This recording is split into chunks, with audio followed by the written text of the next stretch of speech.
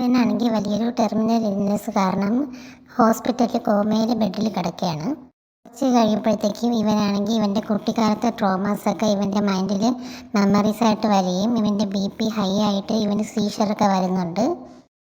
Childhood traumas കാരണം അവൻ്റെ BP വളരെ ഹൈ ആയിട്ട് ഇവന് സീഷർ ട്രിഗർ ആവുകയാണ്. എന്നിട്ട് ഇവൻ്റെ അച്ഛനാണെങ്കിൽ പെട്ടെന്ന് നേഴ്സിനെയും ഡോക്ടറിനെയൊക്കെ വിളിച്ച് വരുത്തുന്നുണ്ട്.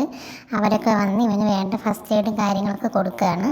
അതിനുശേഷം ഇവന് ഒരുവിധമൊക്കെ ഇവൻ്റെ സീഷർ കൺട്രോളായിട്ട് BP ഒക്കെ നോർമലായിട്ട് വരുന്നുണ്ട്. ഡോക്ടർ പറയുകയാണ് BP ഹൈ ആയത് കാരണമാണ് ഇവന് സീഷർ അറ്റാക്ക് വന്നത്.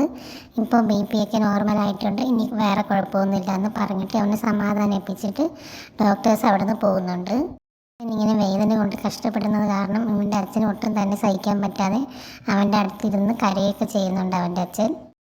അവനിങ്ങനെ കോമയിലാണ് കിടക്കുന്നതെങ്കിലും ഇവന് ഓരോ കാര്യങ്ങളും പറഞ്ഞ് ഇവൻ്റെ അടുത്തിരുന്ന് തന്നെ അവൻ അച്ഛൻ സമാധാനിപ്പിക്കുന്നുണ്ട്. ഈ വീഡിയോ എല്ലാവർക്കും ഇഷ്ടപ്പെട്ടെന്ന് കരുതുന്നു. അടുത്തൊരു വീഡിയോ ആയിട്ട് വീണ്ടും വരുന്നതായിരിക്കും. Thank you.